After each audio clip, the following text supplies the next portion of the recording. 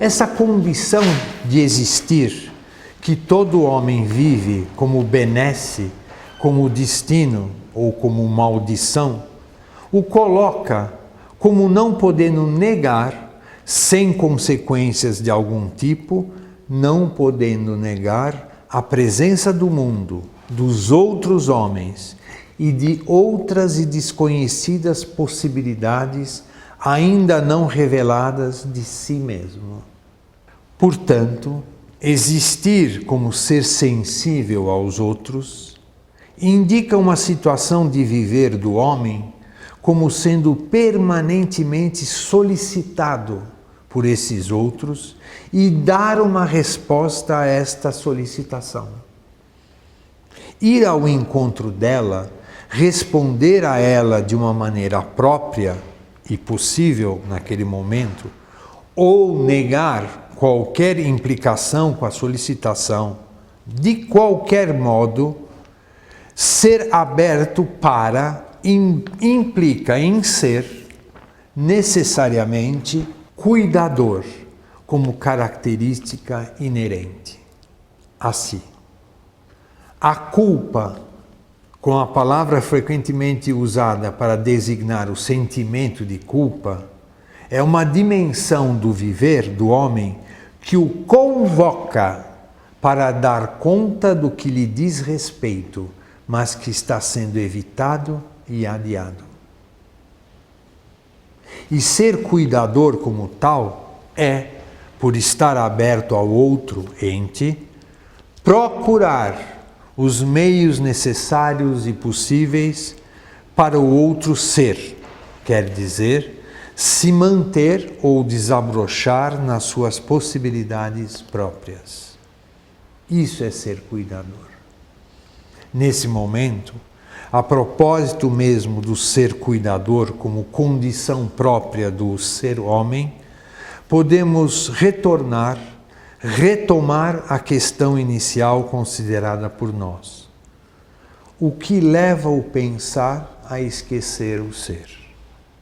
Para Heidegger, o ser, através e só através de tudo que aparece ao homem, solicita deste homem que o ouça naquilo mesmo que o ser está mostrando e o compreenda, isto é, perceba o sentido de ser do que está se mostrando através dos entes. Em outras palavras, ouvir o ser é usufruir de sua presença e considerá-la como uma possibilidade de presença entre outras.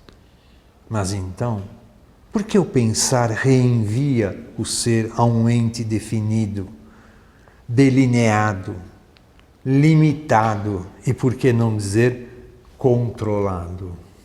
É neste momento, no que diz respeito ao pensar e a todas as modalidades de existir, que uma característica inerente ao homem pode provocar-lhe esse ato de reduzir o ser a um ente. Ser aberto ao mundo e aos outros, inclusive na situação do pensar, é estar lançado na condição de ter de construir, momento a momento, situação a situação, a própria história. Construir a própria vida é aceitar ou rejeitar cada instante como uma proposta a ser escolhida pelo homem. Ser aberto é ser livre, cuidador e ser angustiado. Quer dizer, ter a consciência, a constatação que não pode deixar de considerar a possibilidade de ser ou não ser. De que ser homem, angústia, é viver a vertigem da liberdade, de que nada, absolutamente nada, está decidido definitivamente em nós. Não pela primeira vez na história do pensar, mas de uma maneira explícita, clara, total, Heidegger estabelece um vínculo necessário, não circunstancial, entre ontologia e existência. A existência é a original e permanente referência da ontologia. A ontologia é a destinação inevitável do existir, porque é sua possibilidade de iluminação. Com essas afirmações, não queremos reduzir uma à outra, a existência à ontologia ou a ontologia à existência. Cada uma, a existência e a ontologia, estão situadas e são a expressão de um nível de elaboração. O que Heidegger realiza é a vinculação inteligível e necessária dos dois níveis entre si, do nível existencial e do nível ontológico, mostrando que cada um deles se dá como o próprio nível a partir do outro, como já foi indicado mais acima. Existência como referência da ontologia, ontologia como destinação de inteligibilidade da existência. Há ainda, como uma dimensão fundamental, uma dimensão não nomeada, não explicitada, que, no entanto, torna possível a articulação existência-ontologia, que está presente como articuladora dessa relação e que é a renovação do pensamento filosófico. Esta renovação é o tempo. Quando afirmávamos mais acima que o homem é aquele modo de ser ente que, entre outros gestos, está lançado como coparticipante na construção da própria vida, porque cada situação o colocava na necessidade de reconsiderar e até de renovar suas certezas, estávamos operando sem explicitar, sem levar em conta, uma dimensão que se constituía nesse próprio movimento, que é o viver e que é denominado como tempo.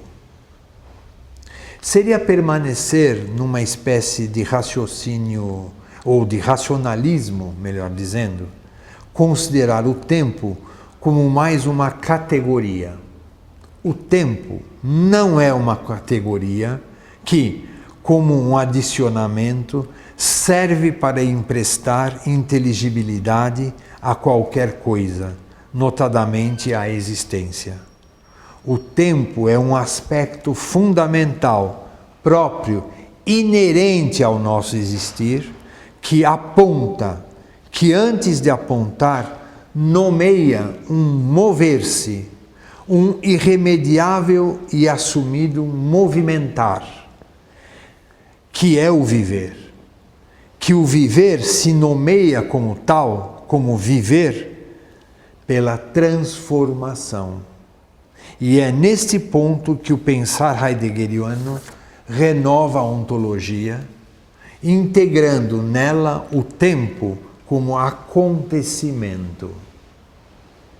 A elaboração heideggeriana não se constitui como uma inserção de um novo conceito, o tempo, que se adicionaria e forneceria uma pintura nova no quadro da ontologia. O tempo, como acontecimento, abala seu protagonista, o homem, e por isso mesmo altera todo o quadro, e não uma cor só da ontologia.